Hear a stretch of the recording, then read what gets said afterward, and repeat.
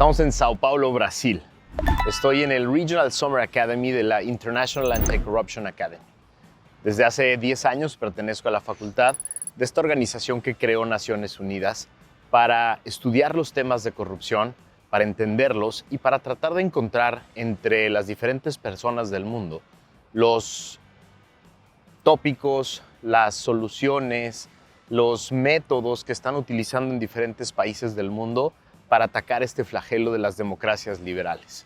Desde hace 10 años doy cursos tanto en las 2 maestrías como uno especializado en contrataciones públicas y precisamente me invitaron otra vez a hablar de este tema, de la corrupción en contrataciones públicas, que es un fenómeno tan global, tan latinoamericano, tan complejo, y la idea es ver cómo lo resolvemos.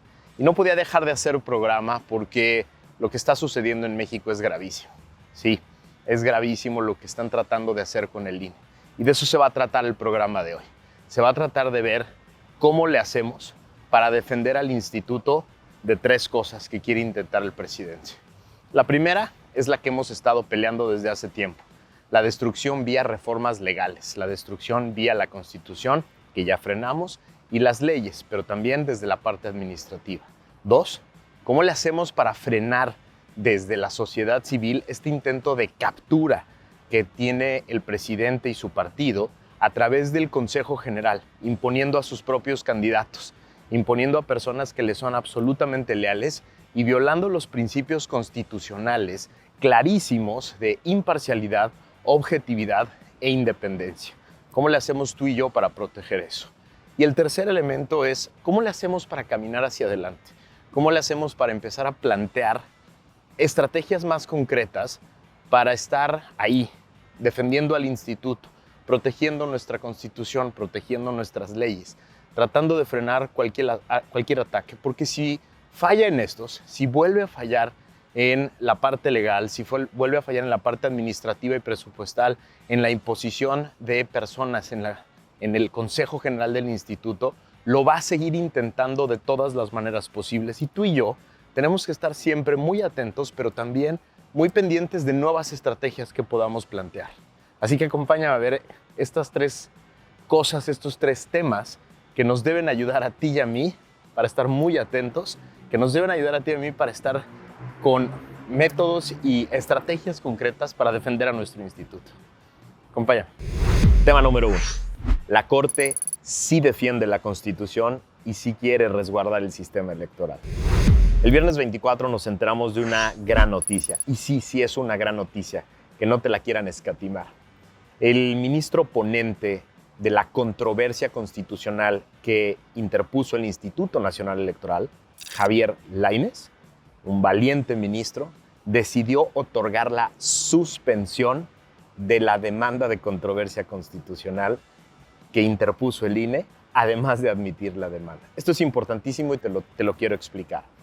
Muchos la minimizan porque dicen es que no se ha resuelto el fondo, apenas es la suspensión, y tienen razón. Apenas se tiene que estudiar todo el fondo, se tiene que estudiar todas las inconstitucionalidades que se han demandado respecto del infame Plan B. Pero la suspensión de la vigencia del Plan B de manera indefinida es importantísimo. Te explico por qué. Los López, tanto el que ejerce en el Palacio Nacional como el que despacha en la Secretaría de Gobernación, querían generar caos con el infame Plan B. ¿Qué quiere decir esto? Con la publicación de lo que pretendían era que se suspendiera cualquier capacidad que tenía el instituto con las leyes anteriores, que empezaran los recortes, los moches, los tasajos de partes del instituto, que empezaran a correr gente, que empezaran a generar descontento, enojo, debilidad en el instituto, y que después la Corte resolviera la inconstitucionalidad del Plan B ya con el caos generado. Ahora va a ser al revés, y ese es el gran triunfo, porque se publicó el infame Plan B, pero Lainez, con la suspensión, lo frenó su aplicación. ¿Qué quiere decir esto? Lo que quiere decir es que hoy el instituto se rige por las leyes anteriores, no por las que entraron en vigor con el infame Plan B. La estructura es la anterior, sus funciones son las anteriores, sus capacidades son las anteriores. No hay que correr a nadie, se mantiene todo como está hasta que se resuelva la inconstitucionalidad del plan B, que seguramente se resolverá en su mayoría como inconstitucional. ¿Y esto qué querrá decir? Que solo tendrá que hacer algunos ajustes el instituto de aquello que sobreviva a esta controversia y a varias otras que hay ya planteadas ante la Suprema Corte de Justicia de la Nación. Por eso sí es un gran triunfo de la ciudadanía, sí es una decisión muy valiente y muy importante del ministro Lainez. Ahora, los corifeos, legisladores, legisladoras, porristas y demás ya sacaron el discurso que quieren plantar sobre la decisión de Lainez a lo largo de esta y las siguientes semanas. ¿Qué legitimidad tiene una persona respecto de la voluntad del pueblo expresada en las mayorías? Bueno, estos idiotas no han leído la Constitución y no entienden qué es una democracia. Y si les digo idiotas porque alguien que está de legislador es parte del constituyente permanente. El constituyente permanente es el órgano legitimado para reformar la Constitución. El constituyente originario es el que la crea y el constituyente permanente con mayoría calificada que no tiene Morena es el que la modifica y es un órgano constitucional. Y ese órgano constitucional es el que le dio facultades a la Suprema Corte de Justicia de la Nación de revisar cualquier ley, cualquier decreto, cualquier acto de gobierno que viole facultades de otros órganos, que pisotee facultades de otros órganos, que genere facultades inconstitucionales de otros, tiene esa capacidad. Desde la reforma de 1994 no solo se generó la independencia del Poder Judicial, sino que además se le dio facultades de atender controversias constitucionales, que es la que tiene el INE, y que implica que un órgano se queja de que otro quiere invadir sus funciones constitucionales, quiere romper el orden constitucional. Lainez, pendiente de esto, revisando todo lo que implicaba el plan B, dijo sí, si dejo que viva, si dejo que se mantenga vigente, se pueden generar daños irreparables que por lo tanto tengo que frenar en este momento.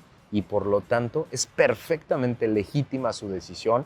La Corte tiene facultades, él puede instruirlo y por lo tanto no le hagan caso a estos idiotas que debieron haber leído la Constitución, aunque sea una maldita vez, antes de asumir el cargo de legisladores.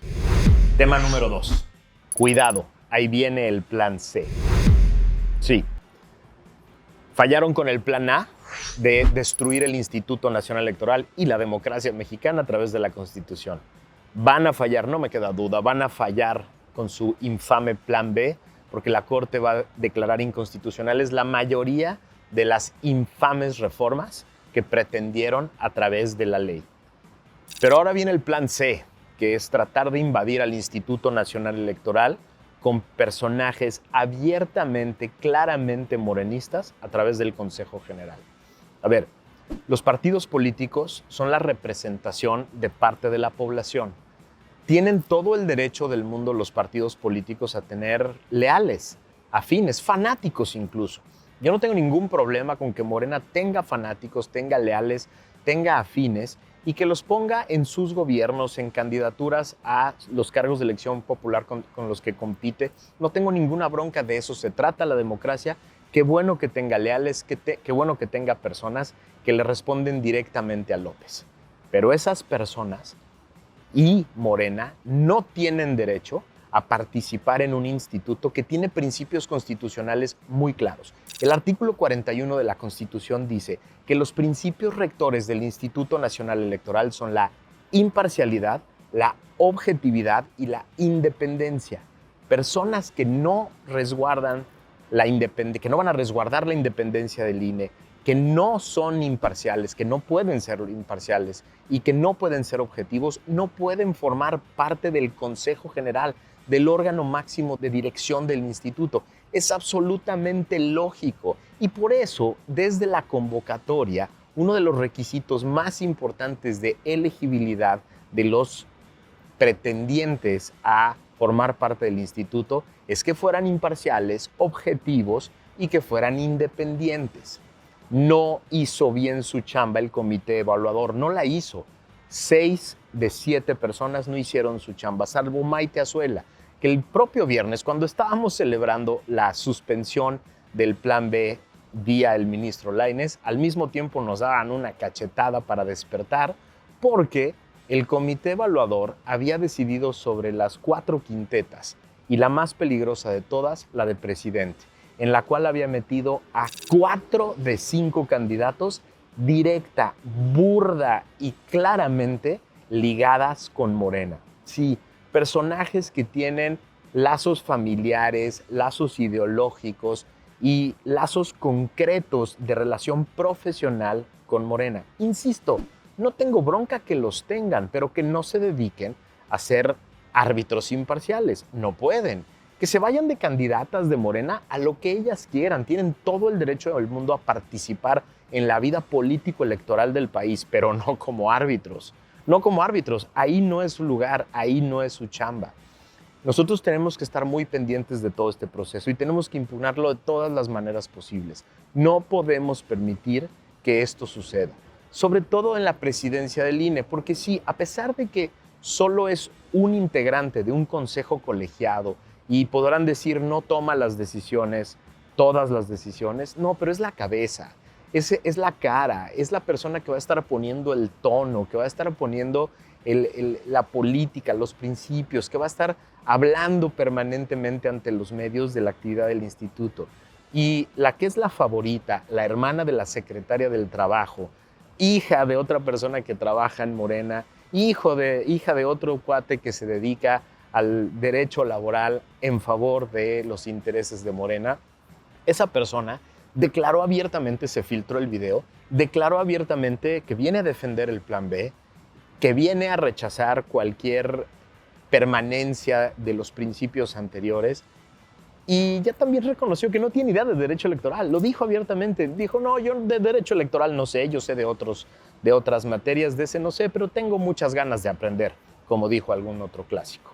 No podemos permitir esto, porque si logramos defender la inconstitucionalidad del Plan B, tenemos que evitar que desde adentro, desde el órgano máximo, se trate de minar las capacidades y la legitimidad del instituto.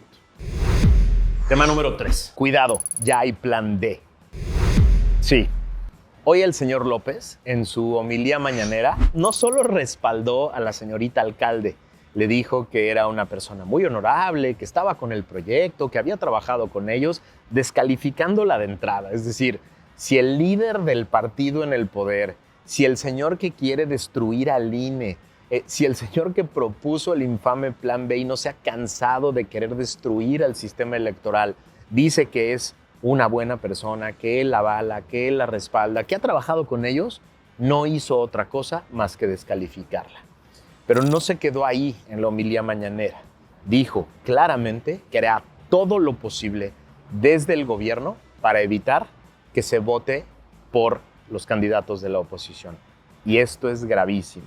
Es una falta electoral, es una falta administrativa electoral, pero también es un delito. Sí, es un delito y sobre todo anunciarlo que de manera sistemática y permanente el gobierno dijo hará todo lo posible porque no se vote por los conservadores, dice él. Sí, es el reconocimiento de que va a violar la ley electoral, de que va a violar la ley electoral y la ley penal que le impide al gobierno utilizar su foro, sus recursos públicos, sus políticas públicas, a los aparatos de seguridad, ya vimos también a los aparatos de inteligencia y espionaje, para tratar de romper el equilibrio, romper la equidad y tratar de bloquear las opciones políticas. Esto tampoco lo podemos permitir. El Plan D, ya anunciado el día de hoy, él le dijo Plan C porque él no acaba de reconocer que quiere imponer a sus fieles en el Consejo, pero bueno, el Plan D es tratar de impedir que haya alternativas, tratar de impedir que haya equidad y equilibrio en la competencia, tratar de evitar, sí, que un instituto electoral que se mantenga fuerte y vigente pueda estar sancionando y callando al presidente, a la regenta, a los gobernadores y a los legisladores que pretendan hacer de esta elección un cochinero, un lodazal desde el gobierno, una elección de Estado, de las que tanto se quejó durante toda la vida. Lo tenemos que impedir a toda costa, tú y yo, en todas las redes sociales, en todos los foros en los que estemos, en todos los lugares en donde estemos. Yo aquí voy a hablar de eso, ¿eh? Sí, voy a hablar de la corrupción en contrataciones públicas, pero entre otras cosas voy a hablar del mecanismo de la corrupción. ¿Qué es el mecanismo de la corrupción? El mecanismo de la corrupción consta de 4 piezas. La primera pieza tiene que ver con las elecciones. En las elecciones, personas le meten lana, le meten dinero a financiar proyectos para después ponerse a mano, segundo elemento, en los nombramientos. Vigilar que haya nombramientos de afines. Tercer elemento, para ponerse a mano en las contrataciones públicas, para que les den contratos y puedan hacer con ellos lo que quieran. Y cuarto elemento del mecanismo de la corrupción, recuperar a través de los contratos que se amplían, que mejoran sus condiciones, que se hacen más caros, etc. Imagínate los 3 proyectos que están corriendo hoy. Sí, Dos Bocas, el Tren Maya, el Chaifa, pero además súmale el Tren México-Toluca. Todos esos forman parte del mecanismo de la corrupción. Son proyectos que ya triplicaron su costo. ¿A dónde se va esa lana? ¿Quién se la queda? No se la quedan solo los empresarios que se pasan de lanza. No se la quedan solo los funcionarios que se intercambian favores.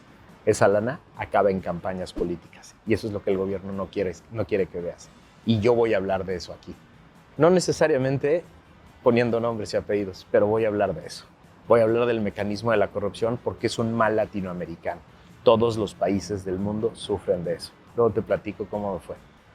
Gracias por haberme acompañado. Como ves, Factor Kaiser no para. Esté donde esté, vamos a estar platicando tú y yo de lo que es importante, de lo que es relevante, de lo que va a cambiar la vida de nuestro país. Por eso ayúdame a compartirlo por todos lados y ayúdame a que esto se convierta en conocimiento de todos, para que todos podamos entrar en las grandes discusiones.